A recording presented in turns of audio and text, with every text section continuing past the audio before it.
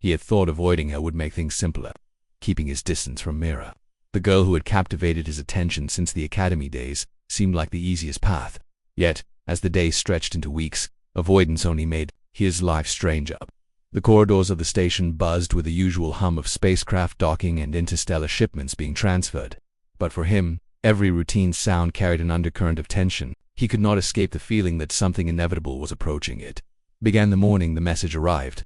It wasn't from Mira, thankfully, but from someone far more intimidating, her mother. The message was short, formal, and unprecise. You are requested for a private discussion at residence level 12. Arrival within the hour is expected. No signature, no flourish, just the unmistakable authority of a cat queen, known across systems for her cunning diplomacy and near mythical stature. He stared at the message for a long moment, trying to calm the sudden surge of anxiety. Mothers were not figures one ignored. Their presence alone demanded respect, their intelligence and perceptiveness bordering on legendary. And a mother was rumored to have a gaze that could dissect a person's motives like a scanner reading a ship's internal core. He left his quarters early, rehearsing excuses and explanations. None seemed sufficient. Every scenario he imagined ended with him either tripping over words or offending the mother, and neither outcome was appealing.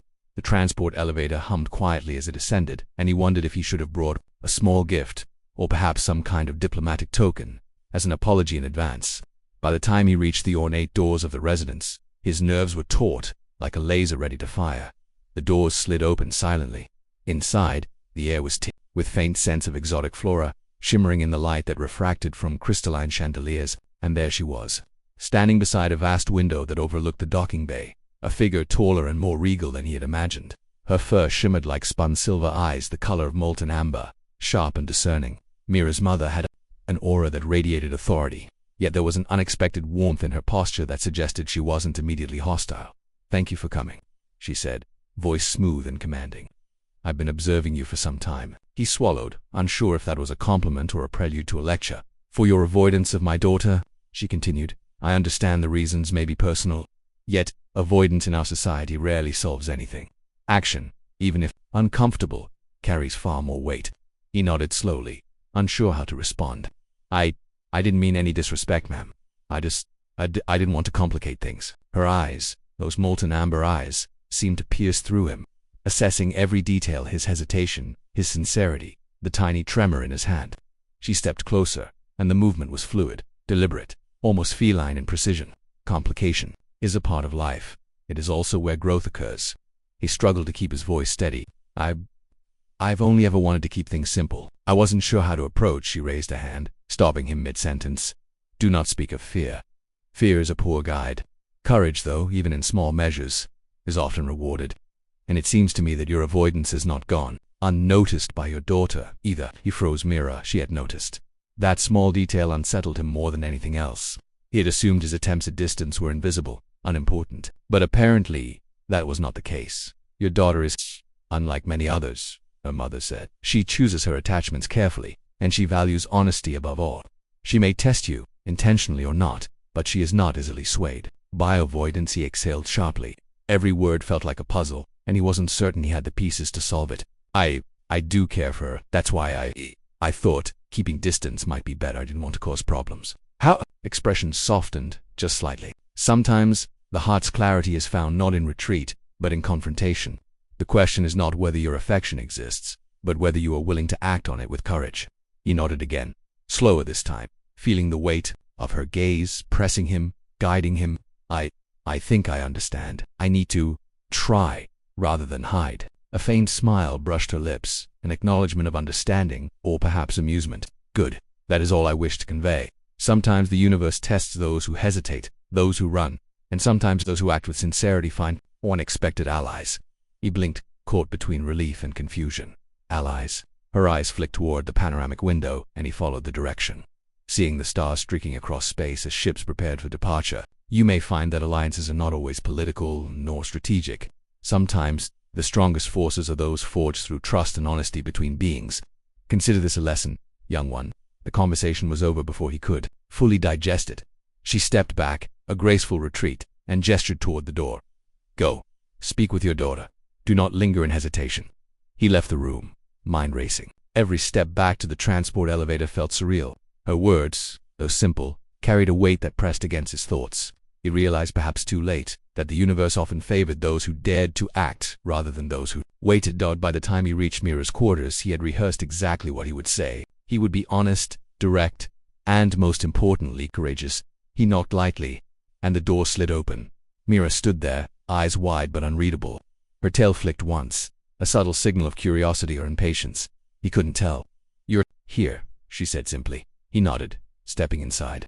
I know I've been distant. I didn't want to complicate things, but avoiding you hasn't helped either.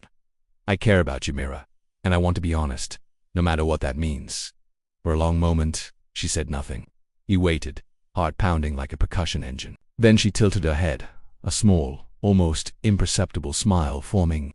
"So you finally decided to act," she said softly, voice carrying a warmth that belied the intensity of her gaze. "Yes," she admitted, relief and fear mingling in his chest. I realized hiding wasn't the answer. She stepped closer, closing the distance that had felt insurmountable for weeks. "Good. Sometimes people are too focused on avoiding problems that they miss what really matters." Her hand brushed against his arm briefly, a spark of contact that sent a jolt through him. "I suppose you've had a little advice from someone wise," he smiled sheepishly. "Maybe. It seems she has a way of saying exactly what needs to be said." Mira laughed softly, a sound that seemed to harmonize with the hum of the station beyond the window. "Your honesty matters more than you think, and I think I've noticed more than I let on." The tension that had gripped him for weeks melted in that moment, replaced by a cautious hope. The universe, it seemed, had a way of nudging people, or forward, sometimes with subtle hints, sometimes with direct intervention. In the following days, their interactions shifted. The awkwardness of avoidance gave way to something warmer, a mutual recognition of effort and sincerity. They trained together, shared meals in the station's mess halls, and navigated the usual chaos of interstellar life. Mira's mother observed, quietly from a distance, her presence a constant reminder that courage, honesty, and respect could carry far more weight than hesitation ever could. One evening, as they watched a shipment of exploration drones depart the docking bay, Mira leaned slightly closer. "You didn't have to prove yourself, but I'm glad you did." He smiled, heart lighter than it had been in weeks. "I suppose avoiding you wasn't going to solve anything after all." "No," she agreed. "So nice. Hardest step is the one forward toward what we truly care about." In the vastness of space, among stars and ships and endless possibilities, he realized a truth that stretched beyond mere affection.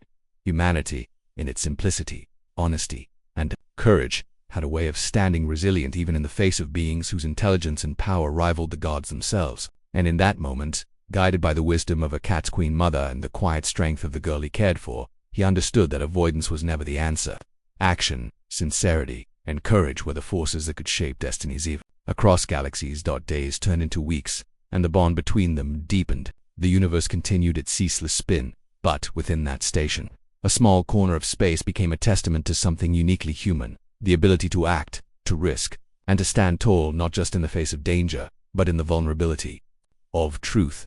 The memory of that first private conversation lingered, a beacon for choices yet to be made. He knew that challenges would come. Life among stars was never simple, but he also knew that with honesty and courage, even the most imposing figures and the most daunting circumstances could be met with quiet strength that defined humanity. And as he glanced at Mira, standing beside him, eyes reflecting the light of distant stars, he felt a rare certainty. Avoiding the things that mattered had almost cost him everything, but facing them guided by courage, honesty, and the wisdom of those who saw beyond appearances had given him something far greater.